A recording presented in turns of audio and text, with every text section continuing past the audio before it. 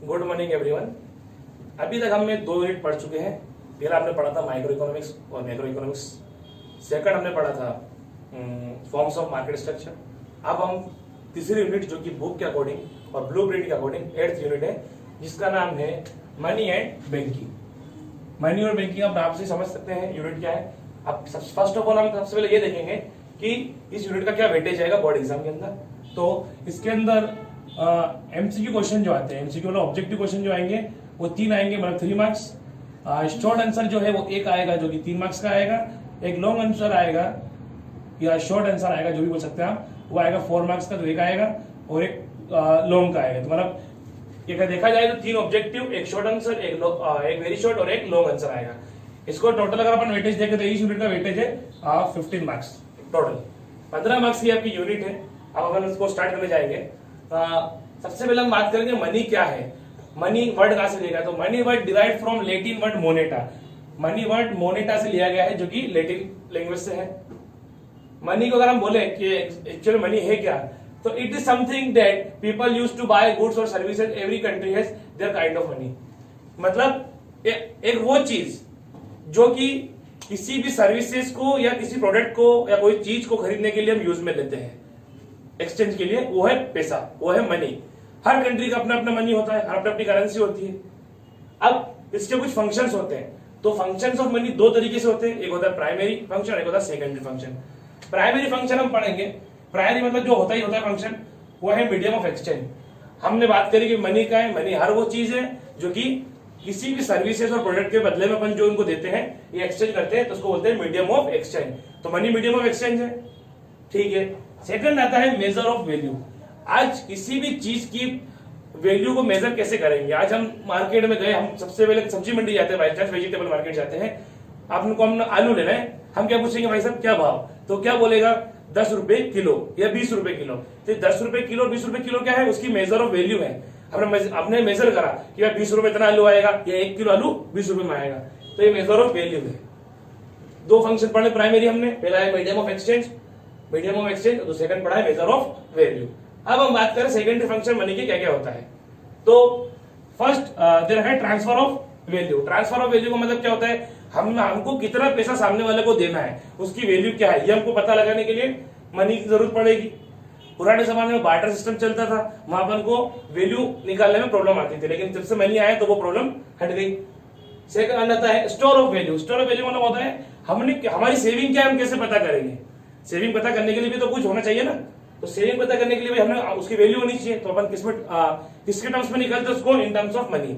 जैसे हम बोलते हैं हमारे बैंक में इतना पैसा है, तो डायरेक्ट पैसा ही था, लेकिन किसी के पास गोल्ड होता है तो वो क्या बोलता है, मेरे पास इतने पैसे का, इतने लाख रुपए का गोल्ड है, तो मतलब उसकी वैल्यू निकाली गई। तो स्टोर ऑफ वैल्यू का मतलब ये होता है।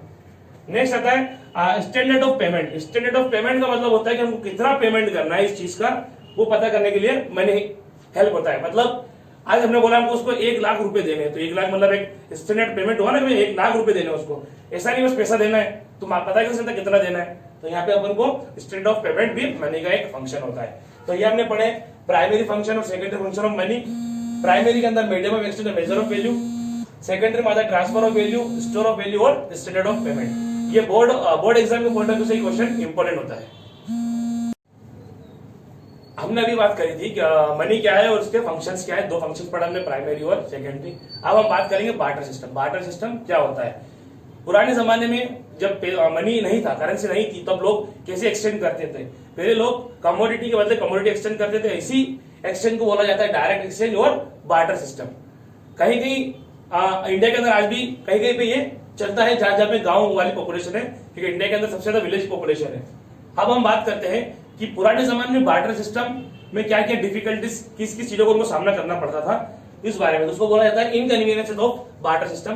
पहला दे रखा है leg of double coincidence. Double coincidence का मतलब होता है 2 पार्टी है, उन दोनों के पास अलग अलग चीजें। जैसे मान लो ए पार्टी है और बी पार्टी है, ए को चाहिए राइस और बी को चाहिए व्हीट, मतलब गेहूं। अब दोनों एक्सचेंज नहीं कर सकते, क्योंकि ए को चाहिए राइस तो बी के पास तो व्हीट है, और बी को चाहिए व्हीट तो ए के पास राइस है।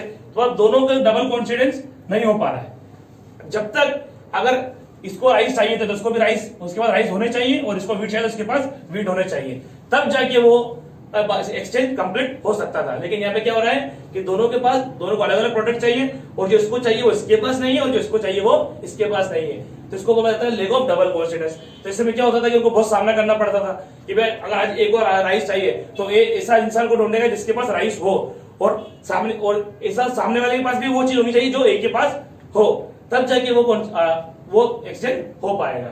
सेकंड है लेग ऑफ कॉमन मेजरमेंट। अब माइलस्टोन मान लो ए और पास राइस है और बी के पास वीट है, हम ये मान रहे हैं, और ए को भी वीट चाहिए और बी को भी राइस चाहिए, यहाँ पे एक्सचेंज पॉसिबल हो रहा है। लेकिन अब वो पता नहीं कर पा रहे हैं कि कितना राइस उसको दे जब जाके इतना वीट इसको देगा।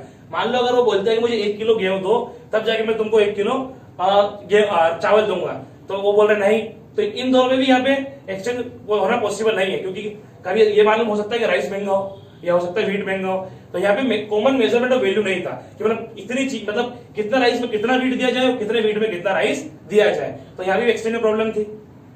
थर्ड है इनडिविजिबिलिटी। इनडिविजिबिलिटी का मतलब ये होता है कि ए को चाहिए राइस और बी के पास है हॉर्स, क्योंकि मनी तो है नहीं किसी के पास भी, उसके पास हॉर्स है और उसको राशन चाहिए।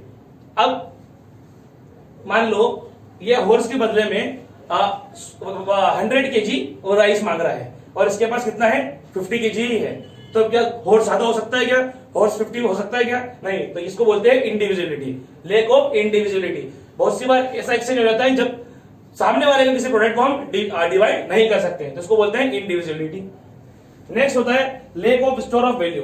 लेक ऑफ हमने फंक्शन ऑफ मनी के अंदर पढ़ा था, सेकेंडरी फंक्शन के अंदर store of value. Store of value क्या है कि हम जो चीज स्टोर कर रहे हैं उसकी वैल्यू कैसे निकालें, लेकिन यहाँ शुरू से प्रॉब्लम वही आ रही है ना, क्योंकि मनी है ही नहीं, तो lake of store of value.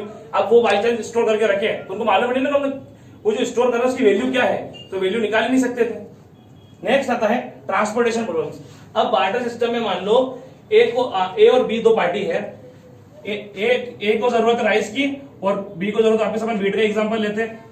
तो अब ये जो बी पार्टी है ये बहुत दूर रहता है, तो अब एक्सचेंज पॉसिबल नहीं है, क्योंकि पहले ट्रांसपोर्टेशन भी प्रॉब्लम थी। आज के टाइम तो मीन्स ऑफ ट्रांसपोर्टेशन बहुत डेवलप्ड है, लेकिन पुराने जमाने में ऐसा नहीं होता था।